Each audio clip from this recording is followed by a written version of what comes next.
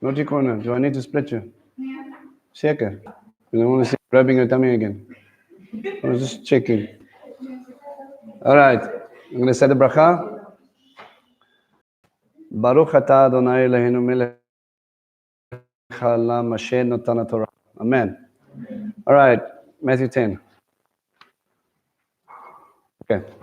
So last week we spoke a lot about Isaiah 35, healings, went into old wineskins,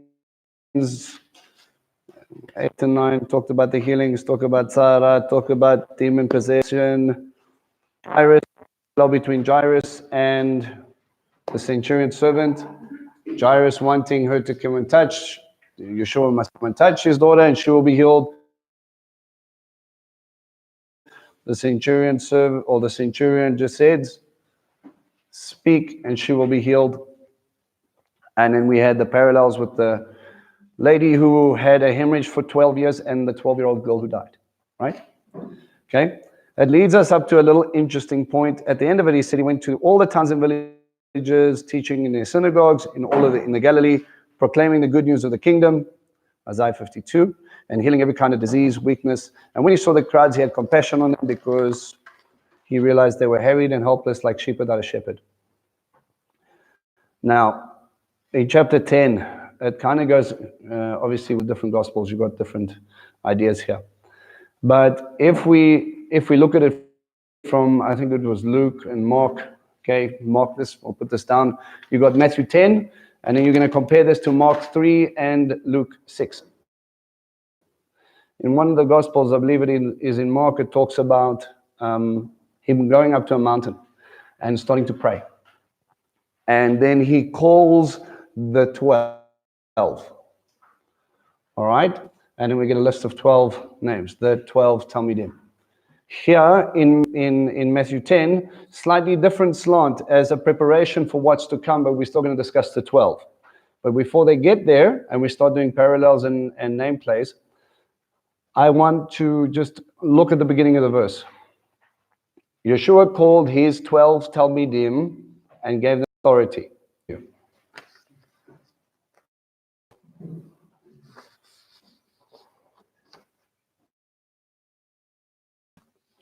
Need a bigger step. Okay, from here, he already understood they were the 12. In Mark and Luke, they were lifted up from the 12. Okay, they were called the 12.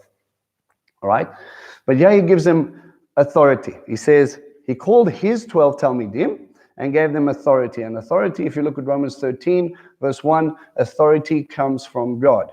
Okay, this we need to understand. The Greek word for this is exousia. It means the force, the capacity, the competency, the freedom, or the delegated influence or mastery. That's a lot of words, right? But here's something interesting. The word authority comes from the word in Greek, which means privilege. You have been given the privilege. You have been given the capacity. You have been given the force. You have been given the freedom. You have got the influence. Does that change that statement slightly? If all of that comes from God and he gives it to you, as it was given to Yeshua, it is now given to you. That which the rabbi is doing is now what you do. And he says, the authority to drive out unclean spirits, to heal every kind of disease and weakness. Do you guys have any different translation there? He's preparing them, right? Now listen to what verse 2 says. These are the names of the 12, what? What's the next word? Emissaries. What? Any other different translation? Apostles, okay? Apostles is the word that they use for emissaries. It comes from the same thing. In Hebrew, we see something here. He called them the Talmidim. Talmidim? What's a Talmid? Student or a disciple, right? Literally a student. in our context, a disciple. Okay, and then next verse, he calls them shlichim. Shlichim, sent ones.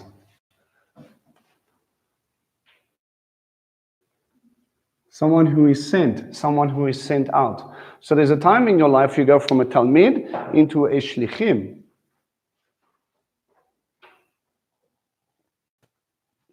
Why is that important?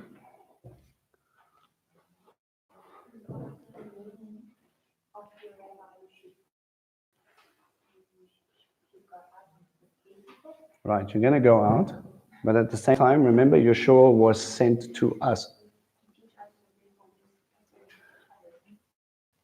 And it's all about the kingdom, right? It's all about that understanding. It's all about establishing God's kingdom on earth, just as Yeshua came to establish God's kingdom on earth. Is that making sense? No? Push is like, but this isn't soccer. I don't understand.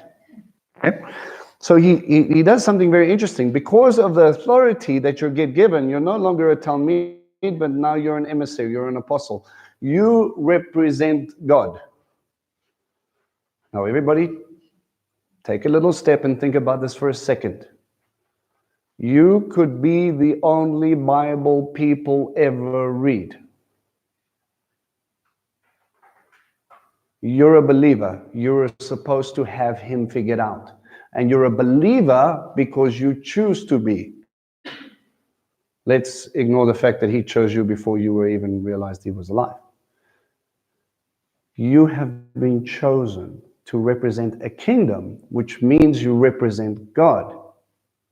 When you choose to get baptized, you become part of that promise. You will be a kingdom of priests. And what does that mean? What does that mean from the context of Exodus? What is a priest from the Egyptian understanding? Right, so that whatever I will see of the person, that how is their God acts. Right? So if my God is vengeful and angry, the priest will be. If my God is loving, the priest will be. Let that sink in for a moment. Just stop and think about what you know about God. Do that for me for a second. Close your eyes. You've made it here. Leave everything else at the door. Close your eyes. And what do you know about your Father? What does the Bible teach you about Him? I don't want you to say it. I want you to focus on it. Slow to anger, compassionate, merciful, loving, righteous, a judge, all-powerful, living water, someone who calls the stars out by name, someone who sent his son to die, to rectify, to redeem creation, to redeem man so that we could have eternity. Someone who speaks and planets form. Someone who has such love, such a deep desire for relationship.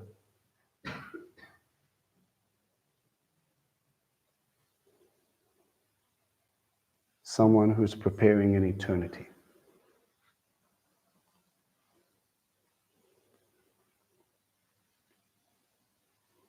The vine, the bread of life, the gate.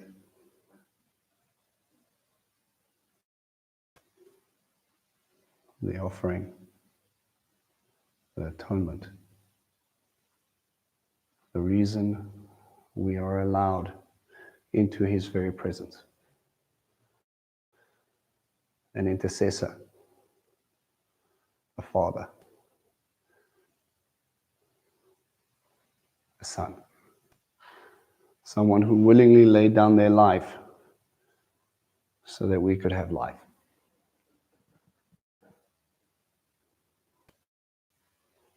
Open your eyes.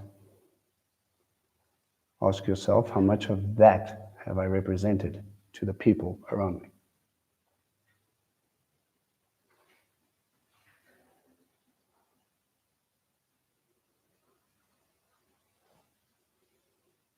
You said yes. You said, I need you. You said, I want to be baptized. You said, take away all of me, take away my sins, take away my brokenness, take away everything. You said that. You agreed.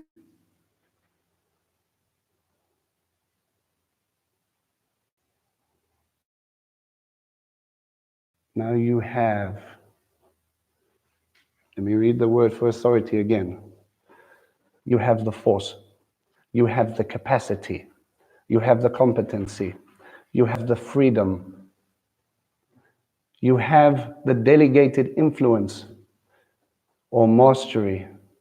And my favorite one of the lot, you have the privilege to represent your King.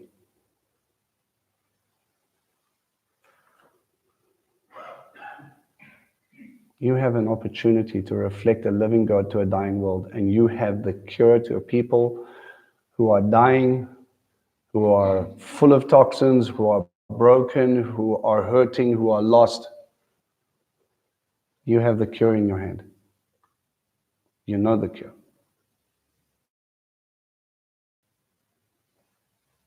And he's standing there looking at you, and he says, you're mine, I'm sending you.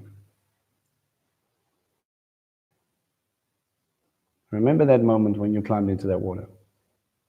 Remember that moment when you said, all of me, Lord. Take all of me and give me all of you so that you can flow through me, so that you can give the people around me what they need to be able to get home.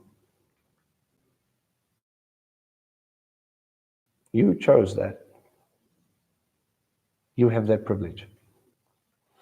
There's a time when you're a Talmid, and there will be a time when you will be sent out. And you will have the same agenda as your father. He didn't give you authority to rule. He gave you authority to drive out unclean spirits, to heal every kind of disease and weakness. Why would he give you that authority?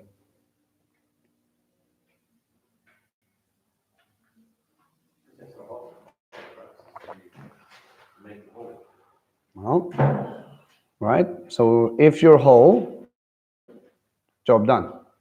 Why would you help them? What is he trying to do in the kingdom of heaven dynamic? Bring people to him. So if this happens, then they couldn't be able to come to the temple and worship him. Here's a buzzword you always need to remember. Set the captives free. That is what God was about. I am here to set the captives free. Bondage, brokenness, whatever is holding you back, your heart condition, your past, disease, he's looking at you and he's going, I can fix that. I can change that. I know you thought that was normal and in places it would be, but you don't have to live like that. You can be healed. You can be set free. I can change your mind, I can change your heart, I can change the things about you. If you choose to, if you let me. I can wash away your past in an instant, and I can breathe on you to make you so completely new you won't even recognize you. And with that life, you get to go out. With that light, you get to shine. You get to go out and you get to go and be God. You get to be that Bible. And when I look at you and I go, anything that I have here, anything you see in me, if there is anything that stirs inside of your heart that makes your spirit jump, that makes you require one to know more, if there's anything in the sound of my voice that you are just going to go and you're going to hold on to, that is only God in my voice. It's not Vince, it's not you. To be a shlichim, to be an emissary means you represent the kingdom. To be a Talmid means you represent your rabbi.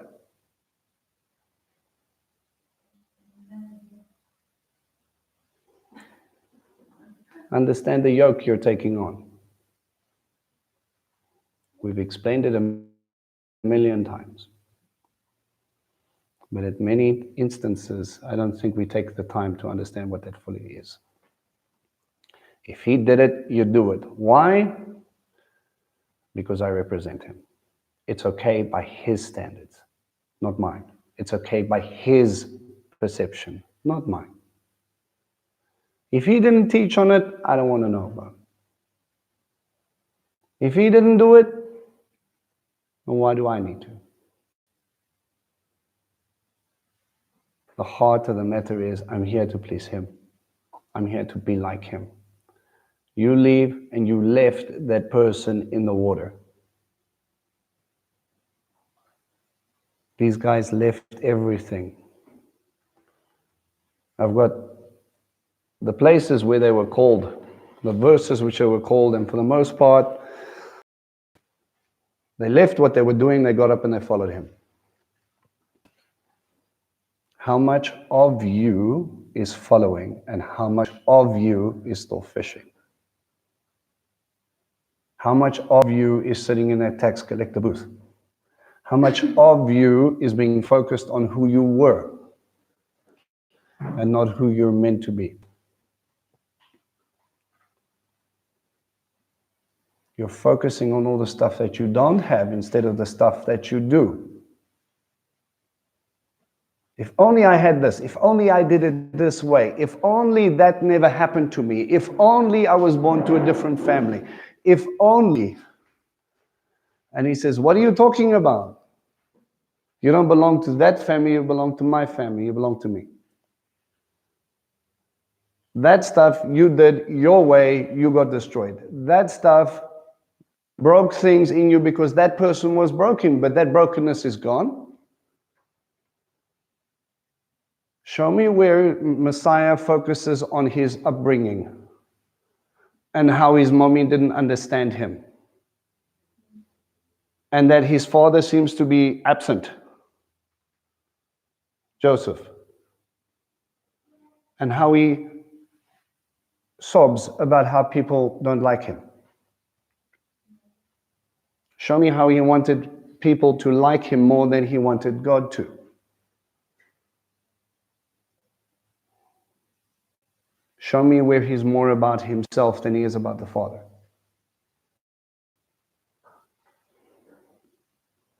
It doesn't exist.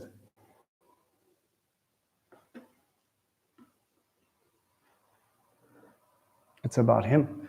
It's about God. It's about pleasing him from the very beginning. Remember when they left him as a child? They left him behind.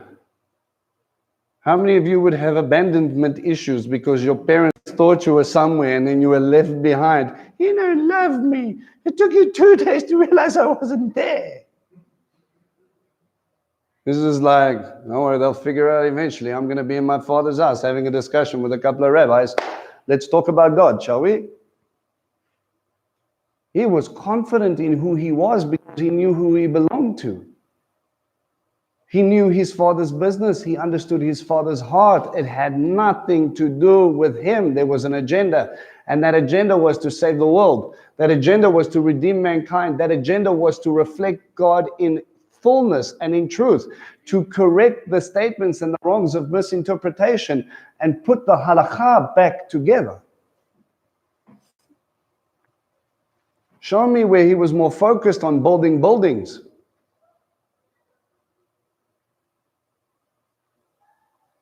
He was a builder by trade.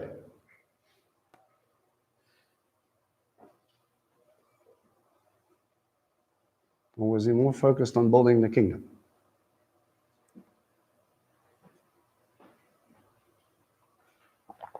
Was he more focused on holding on to that?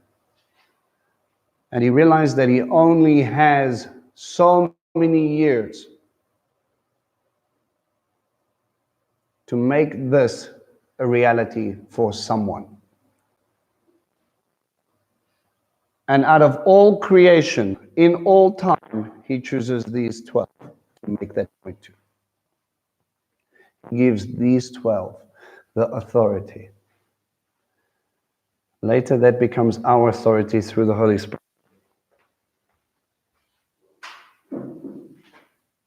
later that becomes our privilege to represent our God. And we can let go of all the other stuff.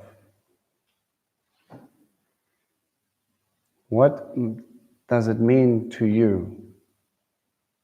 You know, I was having a discussion with Jaden and them, and I'm trying to get ways to help them understand this. And they went through a little patch of, as young children do, becoming a little bit bratty. And we had to have a daddy heart-to-heart moment with some adjustments of attitudes. And I said to them, because they like Princess Diaries. You guys know the movie? She gets little girl in the middle of America, doesn't know that she's anything special, and all of a sudden realized that she's going to be the next queen of, what was it, Genovia? The fact that I know that should tell you I have kids. And I know, right? I've seen that movie too many times. And she goes through this process of being transformed, of being trained up to be able to assume or take her role seriously, and what the heart of the people are about, and what the representation of royalty is, and also how it is a reflection on everything she does on the queen who's busy running the country at that time. So I had to sit and look at Jaden and him, and I say, everything you do reflects God. It reflects me, it reflects them. So do you think if Princess, what was her name? Okay, yeah, just going. If this princess got up and said, I'm going to do things my way, I'm going to shake things up, I'm going to, let's get rid of all this other nonsense, how long do you think she would be given the authority? How quickly do you think she would have been sent back home to the States? You're not making this another America. This isn't about America. This is about Genovia. This is about a royal household. This is about doing it in a way that will bring glory to the kingdom. So I said, if you do something, how do you think God feels? Are you doing it?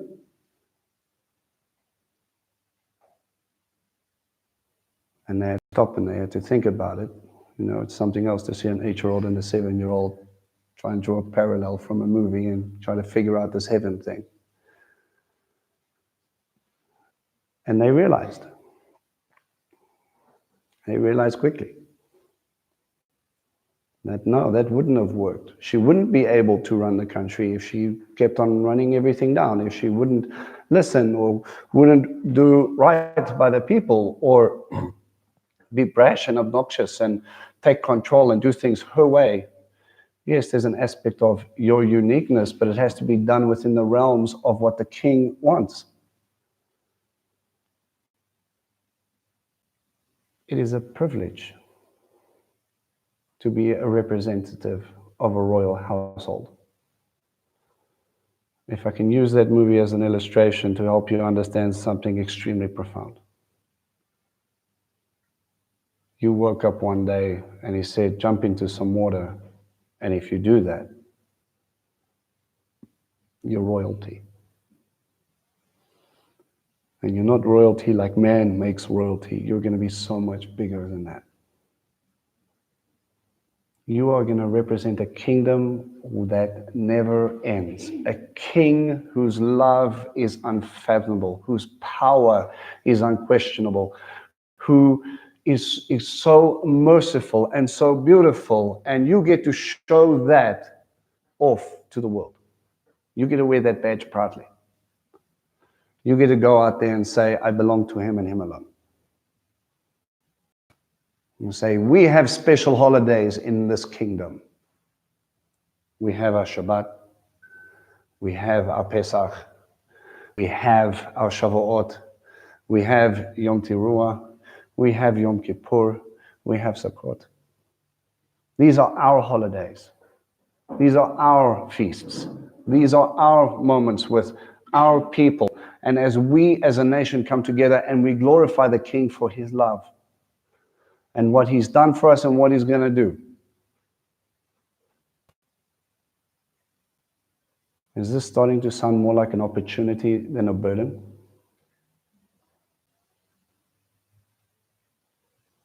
You get to. You get to be called a disciple. You get to be sent out.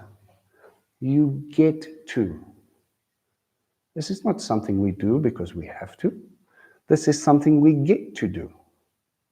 Not because you've done anything, not because you got it right, not because you're ready for this. Show me a teacher who says he's okay with where he is. I will tell you that that man is probably more shaking in his boots if he really takes his job seriously.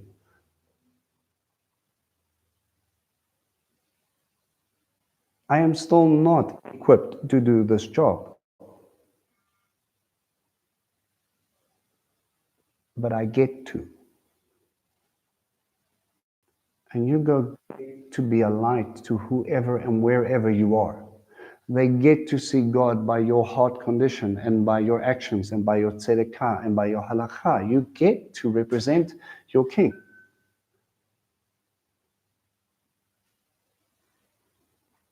What a wonderful gift. You're starting to understand why it says, take my yoke. It's not burdensome, it's light. You get to wear this. You get to keep this. You get to have this mantle. You get to have that understanding. You get to open up His Word anytime you want. You get to hold on to those promises. And you get to share that with the world. Because every knee will bow.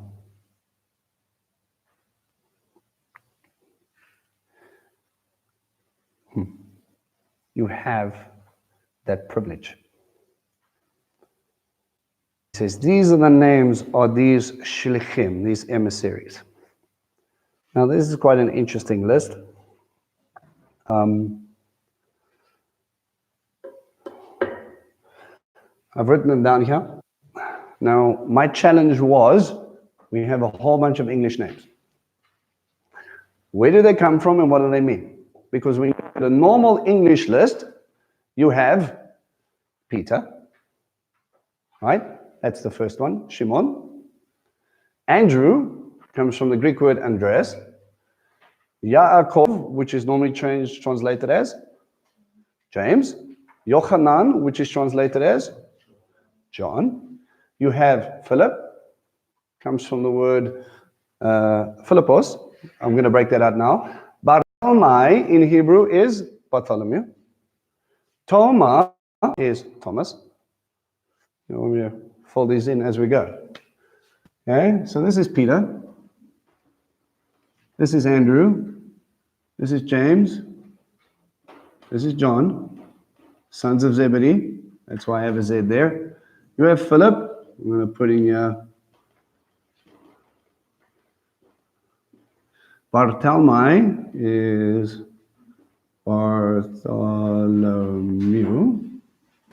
Is it you?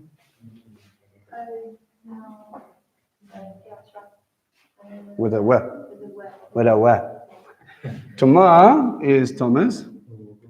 A W, yes. Mattathieu is Matthew, the guy whose gospel we are in. Yaakov again gets James. Taddai, that is, which is what we've got here. Lebbeus in another one. Shimon here is called Simon the Zealot. The Canaanite, we'll get to that. And then we have Yehuda again, which is Judas. Right. So we have a whole bunch of English names, but we know that Hebrew means stuff. And the lists we've got 3 corresponding lists here. This is Matthew 10. We have Mark 3. And we've got Luke 6. All corresponding stories. Slightly different name order, slightly different names. Okay, so one guy will be called in one section, and he'll be called Lebbeus the other. He says Shimon the Zealot, and he's Shimon the Canaanite. And then you're going, well, what's what here, right? Now, I bring it back to the Hebrew. The ones that we couldn't find is because we don't have a Hebrew translation that old, or that these names have actually been changed to. Andrew is a Greek name, Andreas. Okay, so we translate it as Andrew. Okay, but I want you to pay careful attention. If you had 12 Jewish boykies, look at the names that are the same. We have a Shimon and we have a Shimon. We have Yaakov and we have a Yaakov. We have, there was another one. We have a Yehuda. He comes up again somewhere. In Luke 6. Yeah, we'll get to that one. That name pops up again. And then we've got a guy called Tamar. And then we start to realize that, hang on, if I scream Shimon and 3 oaks turn around. I'm not saying there are 3, but you get the drift. If I say Yaakov, they're like, which one? Yeah. Yeah, you scream Rachel, and there's at least 4 of them. And you're like, okay, let's simplify this. Rachel Joy, Rachel Leo, little Rachel. Right? And then we've got 2 Richards, and we've got this and that. So what we do is we start to make up nicknames. If you're Uncle Nick, you've got a nickname for everybody in the fellowship. Okay? So what we do is we got Shimon is no longer Shimon, it's Simon Peter or Petros. Okay? Rock. Now, we don't know if that's part of the declaration he makes, or, as in prophetically, that's what God is going to do, or he's just a big boyki, right? We've got Andrew, we've got Yaakov, we've got James and John, Yaakov and Yochanan, sons of Zebedee, sons of thunder. So his father's real name could be Zebedee, or it could be about their sparkling personalities, right? Thunder, grumpy, quick to bring in. Philip, well, Philip's a weird one. If we break it up, it's actually 2 words. In the Greek again, it means, Philip is, it means phileo, it means friend, and hippos is horse. Friend of horse. It's like, and you're like, oh, okay, because it's the Greek name. So, friend of horse it is, right? So imagine that. We have Bartelmai, which is translated to Bartholomew, is Bar is son, the son of Telmai. So he could have been a 17th Shimon for all we know, and then I'm going to call you Bartelmai, okay? You're the son of Telmai, and that'll be fine. Tamar, what does Tamar mean? No, it's translated as Thomas, but his name literally means twin. So the twin of who? Some people believe that he looked very much like Yeshua. So he was the twin of Messiah. Maybe he had the same hairstyle. Maybe it was like, hey, we kind of look alike from the back. And he was like, Yeshua, found your twin. Enter Thomas. Yeah? Yes.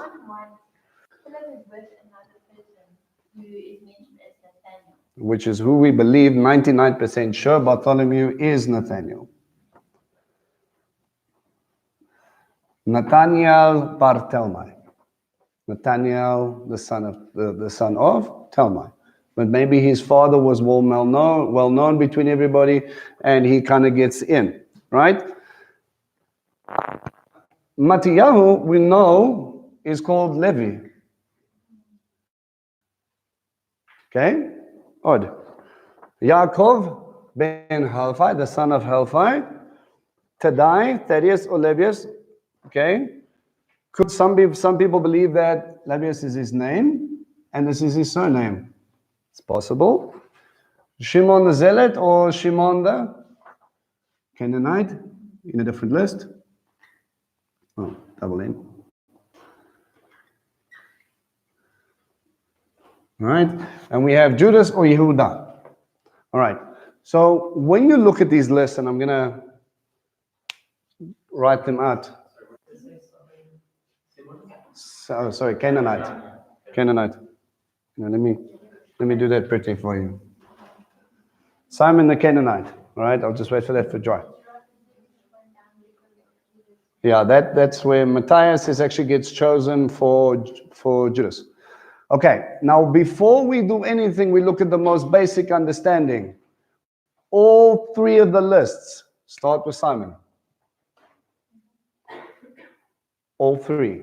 And all three of the lists, have a quick look there. What else do you see similar? Go to Mark 3. Let's do this. Mark 3, give me the list of names.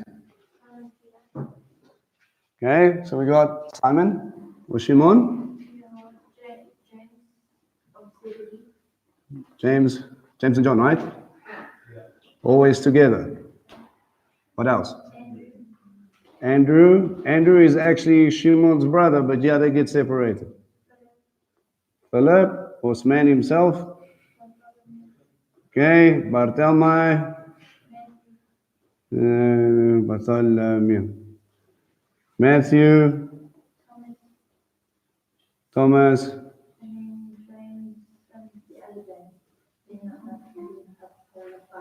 Ben Helphite.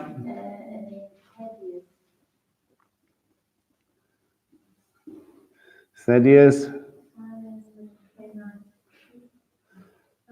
Simon. Canaanite. How do you spell Canaan? Double N, eh? Canaanite. Canaanite. And then Judas lost. Okay? Next list. Shimon again. Andrew, so he's more similar to the first list. James and John, the sons of Zebedee. Philip.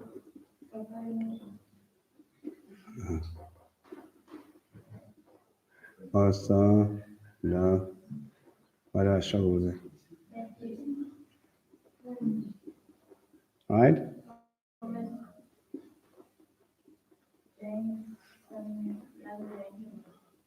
Other James.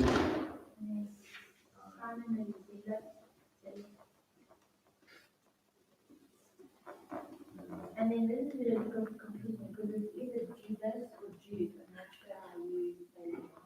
There was no son of James. All right, so son of James, and then Judas Iscariot.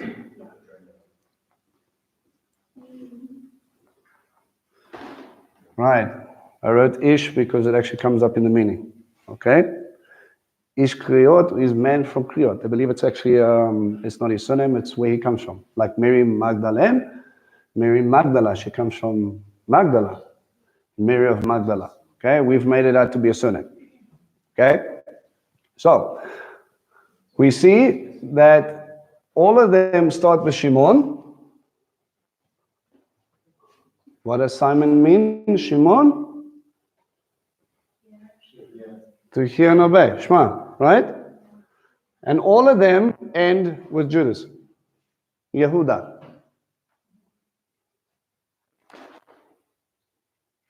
Two interesting contrasts. One who denies him 3 times and cries his eyes out.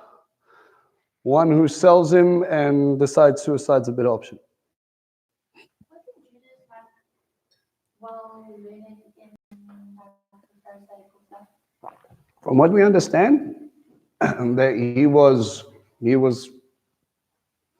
the most learned of the lot.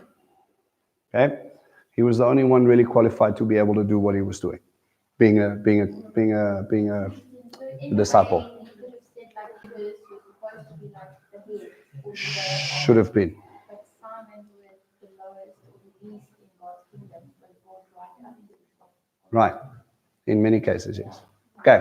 Now for interesting, we should immediately start to identify this guy with his Hebrew name in another story. Or do I have too many names? No, we can try to. Thaddeus will probably be the Judas guy. Yes. Probably son of James. All right? You want to put there Thaddeus? Just like checking. Is that Darius? We'll check. I'm going to put a question mark. Okay? Right. So Yehuda and another guy. Judah was involved in a betrayal before. Not Judah Ishkariot or Ishkariot. Judah was involved in a betrayal before. There's Yosef. All right. Joseph sells his brother off to slavery for silver coins. Sound familiar, people? Close. And ironically enough, is the one who was the one who tried to save Joseph? Reuben. See a son tries to save. He's the firstborn. Why does he try and save Joseph? No, because he actually made a boo-boo. McGill's, what did Reuben do? He slept with his father's concubine. And then you got, oopsie, no birthright for you, my boy, you've made a mockery. Shimeon and Levi were next in line. What did Shimon and Levi do? Avenged Dinah's death or Dinah's death by having this massive... She didn't die. Oh, not it. Well, her rape. Yes, that one. He avenged it. I was focusing on circumcision party. Like, how do you say that without saying it? All right? He avenged her rape and kidnapping and held her hostage. And they said, give it to us, give it to us. But they didn't actually release it. Interesting story. Anyway, says circumcision, and he uses that which is supposed to be a covenant as a death sentence. So Shimon and Levi, no blessing. And who's next in line? Judah. Now Judah sells his brother off to some Ishmaelites. Good boy. And God orchestrates the whole thing to keep whole interesting cycle. Beat down, he gets lifted up, he gets beat down, he gets lifted up, and that's his cycle. All right? He goes through this whole process, and as he gets lifted up, he starts to realize something. But when Joseph starts to test his brothers, how does he test them? They come by, but he first sends them back with the... First, he does something else. He keeps someone. Oh, he keeps him here. Okay, so the next brother that should have saved his butt, who didn't? You come and sit here in jail and we'll see if they come back for you. Long story short, they eventually get Benjamin with them, and as they're going to go, who's the one who pipes up? Who's the one who says, Judah was the one who said,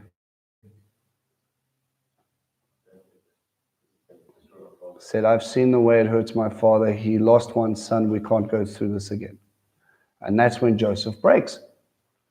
Because it was Judah who then took responsibility and made complete teshuvah. And this is why we see Judah keeping the blessing. Not the firstborn blessing, but he keeps the blessing of the kingship because it's about praise. Praise God that this kid has seen light. And yet it is this Yehuda who focuses only on betrayal. And instead of making teshuvah, he decides, he hung himself on a tree, and some traditions or translations will say his guts jumped out. Okay, you can read that story, you can go and check that stuff. What's the difference between Judah and Shimon? Did Shimon not do worse? He denied him 3 times. Judas made one mistake. He took the coins and he threw it back at them and he said, I've betrayed an innocent man for profit. This is it. This is all about blood money now. Both sort of, I don't know him, I don't know him, I don't know him. One wept.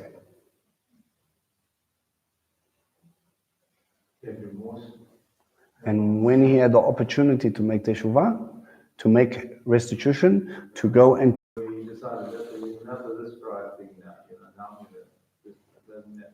he also understood the sanctity of life. Judas ran away from it, ran away from his remorse, ran away from his struggles, with all those things. Okay?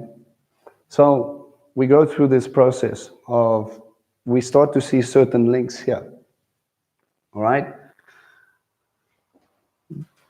Yaakov and Yochanan, Yaakov and Yochanan, Yaakov and Yochanan. Brothers together, brothers together. So like everything, it's not just a simple fact of different viewpoints of opinion and according to call. These things are collected at different points for different reasons. And what do we know about names? They are going to tell us a story. So it's an interesting story. How many of you got that far? All right. So let's have a little bit of fun. I will help you with the first one, and then you will tell me a story, yes? All right. So Shimon means to hear. I'm going to put you here and obey. Shema. Andrew means to be manly or brave. Interesting. Yaakov means, comes from the word or supplant or to grab the heel or grab on the heel.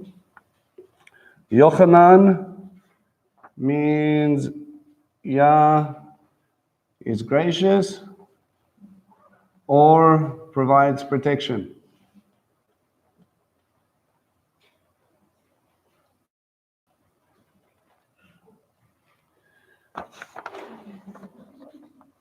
Okay, friend of horse, Bartalmai or Nathaniel, son of the plow.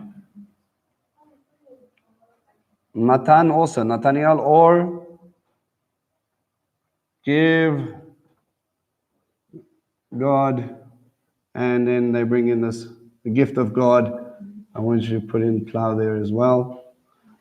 Thomas means twin. Matthew, gift of Yah. I like the Levi, which means my heart, or to attach or join. You can play with anyone there. Yaakov, same thing, right? To supplant or grab the heel. Tadai. What did you get for Tadai? Thaddeus? Fastest fingers first. I've got one here, but I just want to check it first. Shimon, again, to hear and obey. And then we've got Yehuda, which means praise. Okay. Matthias is gift or reward. Oh, yeah. That is? Large-hearted or courageous. Large-hearted or courageous? Yaakov should be Jacob, but English translation from Greek to Latin will give us a slightly different translation, right? So you said large-hearted or courageous. All right. Okay. Tell me a story.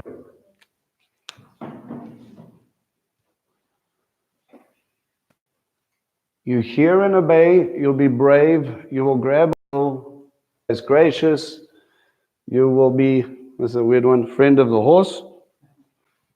Don't know how that fits in.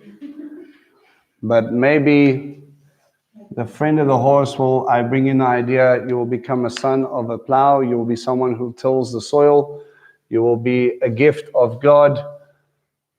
My heart will grab hold and be courageous. I will hear and obey, and I will praise. And then, if we see that, I will hear and obey the reward, or receive the reward through praise, the reward of Yah. Does that like sound something that maybe Yeshua will have to do? Hold on really tight, listen to his father, plow and give the seed in his heart, will be courageous? It's quite possible, yes. Okay? I'm going to give you want to try and break down the next one?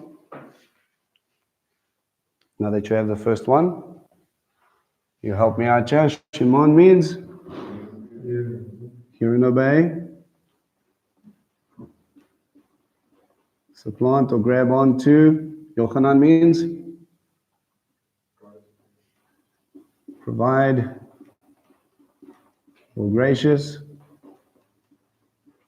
Andrew, brave or manly.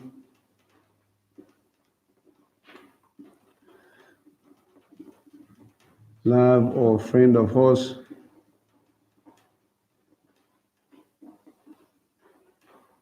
Bartholomew, son of plow. Matthew is Levi, my heart, or join. Thomas, twin. James, to supplant, again, right? Thaddeus. Thaddeus was courageous. Shimon, to hear and obey.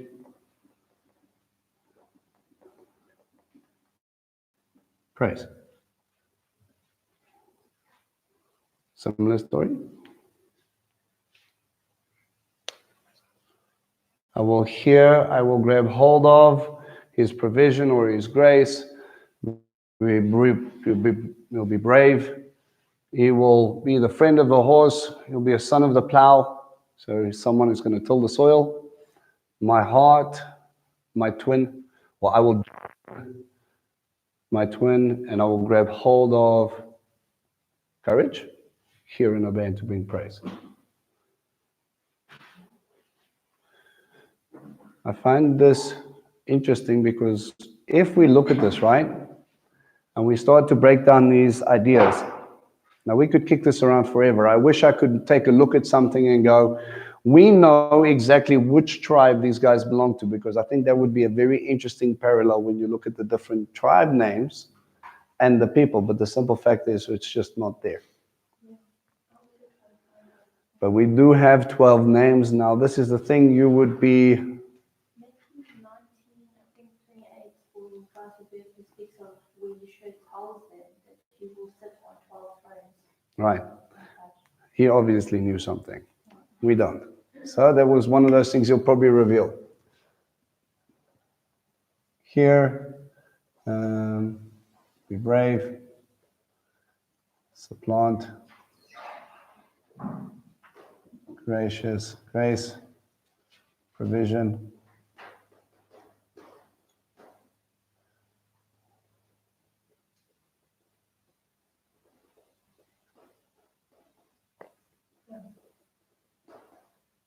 Bartholomew,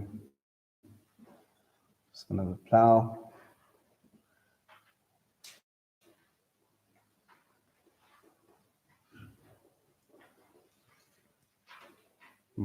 James again, supplant. Shimon.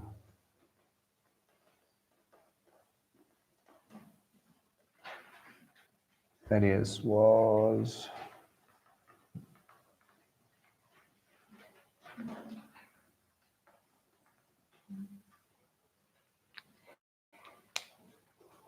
Yes. This is 12 times is creating something. I know that Judas was replaced. I wasn't in Matthias 2. Matthias. There was two, and then they cast lots in Matthias one, right? So it was one guy that went in, okay? So this is something that you guys can play with. You can look at. There's interesting places for your references. If we're looking for the call, Shimon or Peter was called in 1 John verse 42, or John 1 verse 42. Andrew was actually the disciple of John the Baptist first. He was called in John 1 verse 35. John 1, 35 to 41. So he basically gets, hey, I found the Messiah, I can't remember if Peter is younger or older, I don't think it says, but he says, hey, I found the Messiah, come and look. And then that's when Peter meets Mashiach. Yaakov, Matthew 4, verse 21, I'm going according to this list. So James and John, same call, Matthew 4, verse 21. Philip gets called in John 1, verse 43. They eventually find Nathanael in John 1, 43 to 49. He was sitting underneath a fig tree. What was he doing underneath a fig tree? Studying the word, right? In 43 to 49. Thomas, Matthew 10, verses 2 to 4, where we are now. We heard of Levi or Matthew in Matthew 9, verse 9 to 13. He's called a tax collector. Yaakov, we hear of his call here in Matthew 10. Thaddeus, same, Matthew 10. Shimon the Zealot, Matthew 10, and Judah or Judas, also in Matthew 10. So in many cases, we have these sort of side stories about when they were called and how were they called. But it doesn't go into much detail thereafter. Okay. Everybody okay up until this point?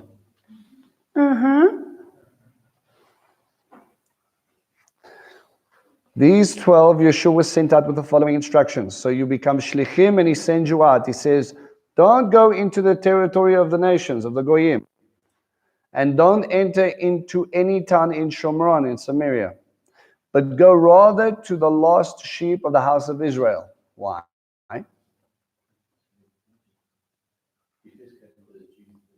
Right. You follow your rabbi's feet. He came for the lost sheep of the house of Israel first. From there, the message will go out. Right? Revelations. It will start. I'm okay, thanks. Revelations will start in. Well, Revelations really focuses on what? Revelations. Where take place? No? Where does Revelations what? Heaven and Israel. Right? So when we talk about tribulations, tribulation actually has another name called Jacob's trouble. Why is it called Jacob's trouble? Specific. Right? Remember, Yaakov is seed. It's a worldwide tribulation, but I think there's a bit of a clue there. It doesn't talk about the church's tribulation. It talks about Jacob's tribulation. And that's the Jews, what it is. Jacob in the flesh, Jacob in the spirit is Israel. Right. The land is Israel. And if we're taking from specifically that region, Why is the land Israel? because it's all spiritual seed. Who's spiritual seed? Jacob. And which means what?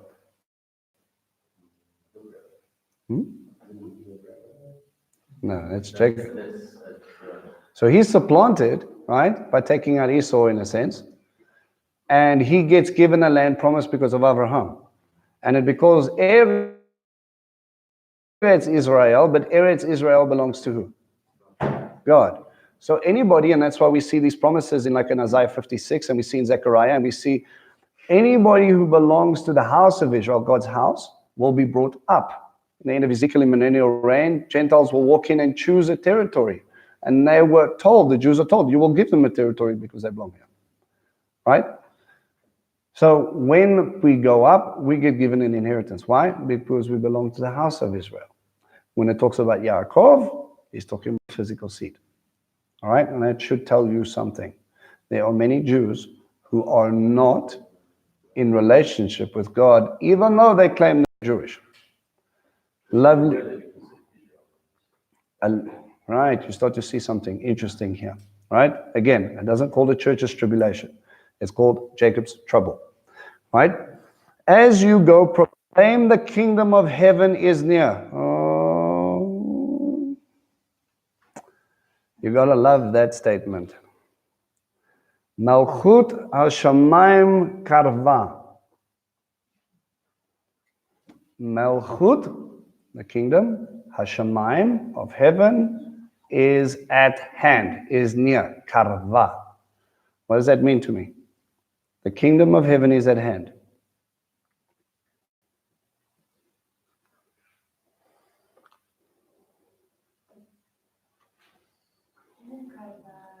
Karva comes from a similar root to what?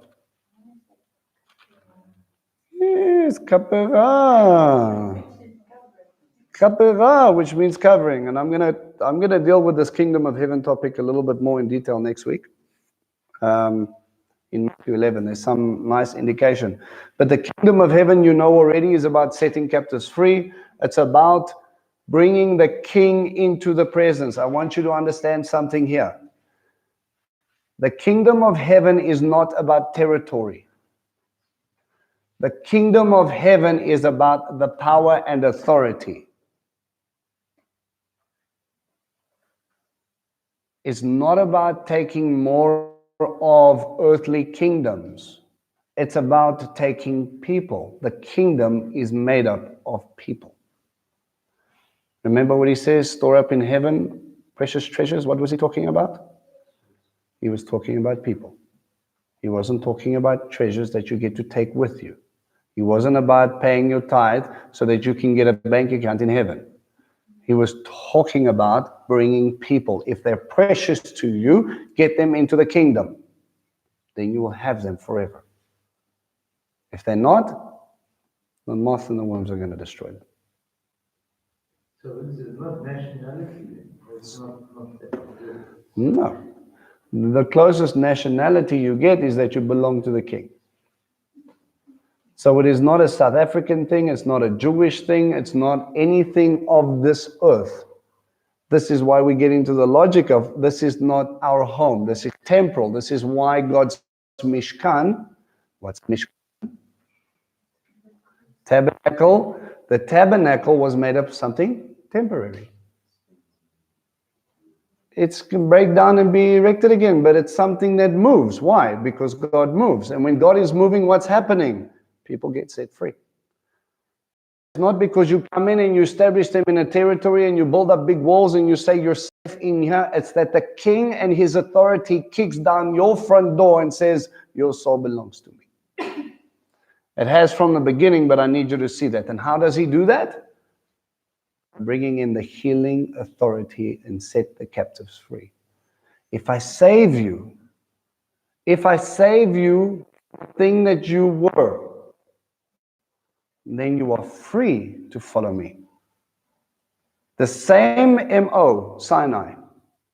Did God say, I'm going to do some miracles if you follow me? Or did he do miracles, bring them, give them freedom, and then say, come and walk after me? The same MO. Did Yeshua die for you before you even realized it? He was resurrected. He was already there. He was already establishing everything. And then he says, so I can save you. Do you want it? Yes. Then come and follow me. It's the same pattern over and over again. But it's through the mighty power of the Ruach HaKodesh that this Holy Spirit comes into your house and says, I'm going to stick a mezuzah on the door, I'm going to throw out all that brokenness, and I'm going to replace it with only the best, because the Holy Spirit needs to dwell in you and with you. The same word for when the Shekhinah dwells in the Mishkan. It's not the Mishkan. He says, I want to dwell in and among you. And that in and among means not only in your heart and in the tent, but in the dwelling as well. So when we get, I'm going to expound on this kingdom of heaven thing a little bit more next week. He says, let me get there. Sorry, the karva. The karva is the same root word, which means atonement, covering. The kingdom of heaven is about atonement. The kingdom of heaven is at hand. The kingdom of heaven is right here. It is something both coming and something that is established through the power of the Holy Spirit. He says, heal the sick, raise the dead, cleanse those afflicted with tza'arat, expel demons. Can anybody heal tza'arat? Only God. You have received without paying, so give without asking payment. It would be good to do that with ministry. Don't take money in your belts, no gold, no silver, no copper. Why those three things? Gold represents righteousness. Silver represents redemption. Copper represents judgment. This isn't about the Mishkan. Those three items are found in the tabernacle. The only three metals that we find there. The kingdom of heaven. And he says, you don't have righteousness, you don't have silver, and you don't have judgment.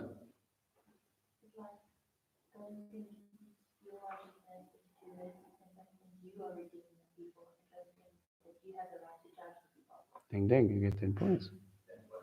What you can do is tell them about the kingdom. You can set them free so that they are free to choose the judgment that was put on the cross, the redemption that was bought without blood. Isaiah 53 says you were bought without blood. You were redeemed without money. You were redeemed through the blood. It's Pesach. And you will get righteousness by the covering of the kapera, of the atonement in the mercy seat. For the trip, don't take a pack or extra shirt, shoes, or a walking stick. A worker should be given what he needs. What is he trying to tell them? That they're not allowed to pack for an extra day? What is he dealing with here? In what sense?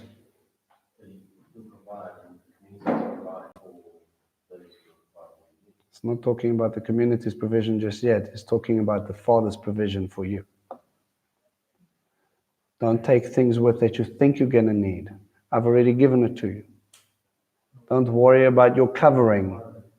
No, it's not about provision. Don't worry about your covering. Your covering is the Ruach. This is about kingdom dynamic and kingdom power. It's not about what's on your feet. Your halakha before me, I need to impress with these people. I will set them free.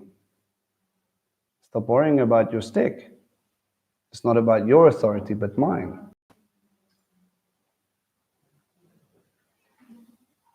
It's not about you, it's about him. And you walk in his authority, in his covering, and he will provide for you. Don't take your cleverness and your brains. Yep. A worker should be given what he needs. If you are a worker in the kingdom of heaven, if you're a shlichim, don't think for a second the king will not deal with you. What sort of emissary walks around without the royal garments of someone who reflects the king in his household? If the Spirit is the essence of the kingdom, with authority and power through the Ruach HaKodesh, what are you clothed in?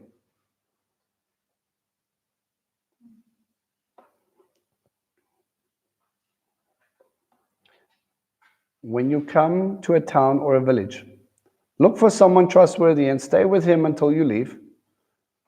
When you enter someone's house, his household, say Shalom Aleichem. In your translation, say peace, right? What does shalom mean? Peace. That's nice. What does it mean? Shalom. Break it down. Shalom, shalom, shalom. We can sing songs all day.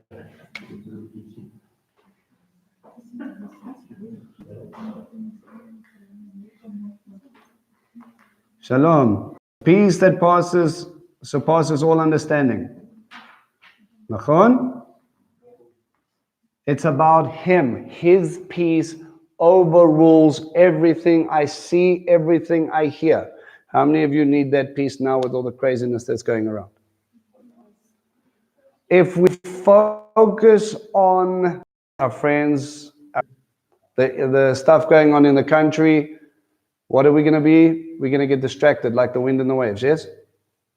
But if we focus on Him and know that He's in control and that we can trust Him because He loves us and He knows what's best for us, then I don't focus on that. I focus on the Mashiach standing on the water.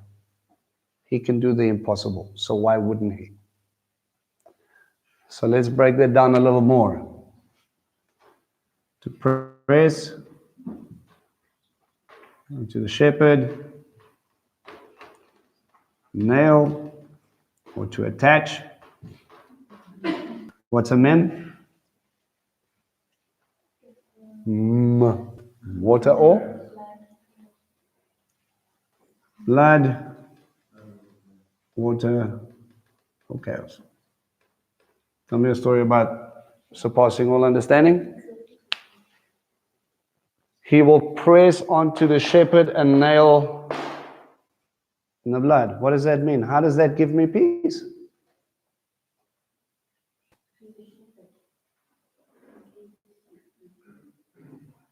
The shepherd has paid the price.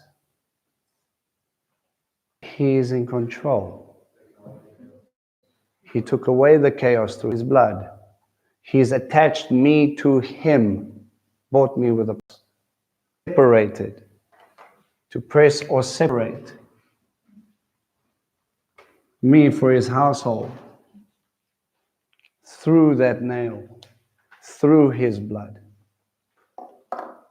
That should give you peace. I have been bought. He says, when you get there, say Shalom Aleichem, peace be to you. And if the home deserves it, let your shalom rest on it. If not, let your shalom return to you. Now, this isn't some weird over-spiritualization scenario that now I get to leave peace around and sometimes my peace returns to me. What do you think he's talking about?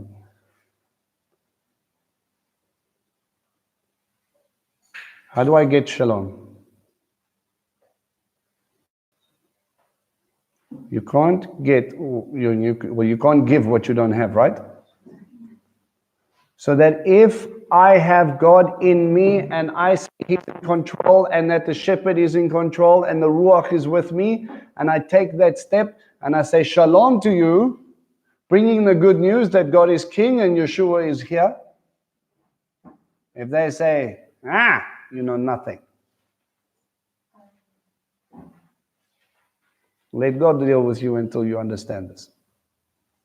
Again, it's a case of it's not up to you. You aren't the self. You're not the Messiah. And if the people's hearts are ready to receive what you're doing, you're representing the Mashiach here. You're doing things that the Messiah must do through His authority, through His privilege. But if the people of the house or town will not welcome you or listen to you, leave it, shake the dust from your feet. That's an interesting statement. Why would you shake the dust from your feet? I can give you the charismatic version. No. Been waiting. I've been waiting with bated breath. What does it mean? Right. It's a Hebraic idiom for breaking fellowship. To say, I have nothing to do with you. Remember, there's things like let the dust of your rabbis, let your disciples be covered with the dust of your rabbis' feet. Let his halakha consume you, cover you, that you carry on walking with him in fellowship. And he says, I want nothing to do with you. You will not accept the Mashiach, you will not accept God or the kingdom of heaven. You and I, we don't sit around the same fire. Yes, I tell you, it will be more tolerable on the day of judgment for the people of Sodom and Gomorrah, for that town. Why?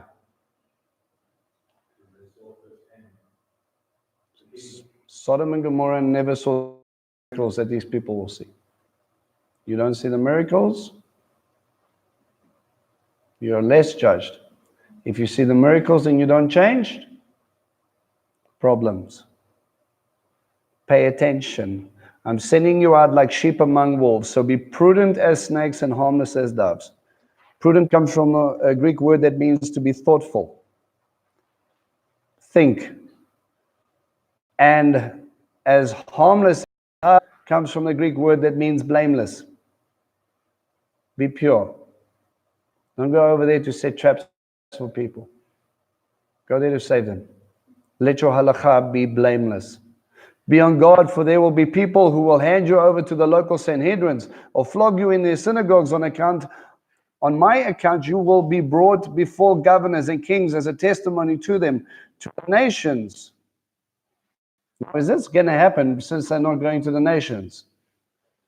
He's not talking about now, he's talking about later. He's preparing the disciples when they stand before kings, when they're standing out into the nations, when the shlichim go. But when they bring you to trial, do not worry about what you say or how to say it. When the time comes, you will be given what you should say. I think of Paul when that pops up.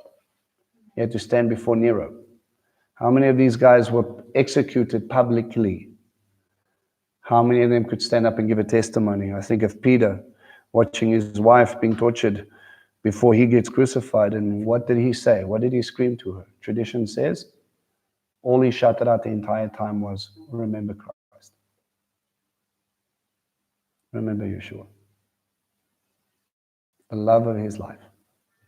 Sitting on a steel chair that's been heated up. It's got a coal fire underneath it. And she gets forced down to sit on it time and time again before they kill her. And tradition has it, all he said was, remember Christ. When Yeshua was dying on a tree, forgive them, Father, they know not what they do. For it will not be just you speaking, but the Spirit of your Heavenly Father speaking through you. You will overcome the persecution. You will overcome the trial because he has a testimony. They will not be able to say they haven't heard. Brother will betray his brother to death, and father his child. Children will turn against their parents and have them put to death. Everyone will hate you because of me, but whoever holds out till the end will be preserved from harm. When you are persecuted in one town, run to another. Yes, indeed, I tell you, you will not be finished going through the towns of Israel before the Son of Man comes. Is he talking about now? Was he talking about then? There's going to be a persecution for Mashiach believers. Now,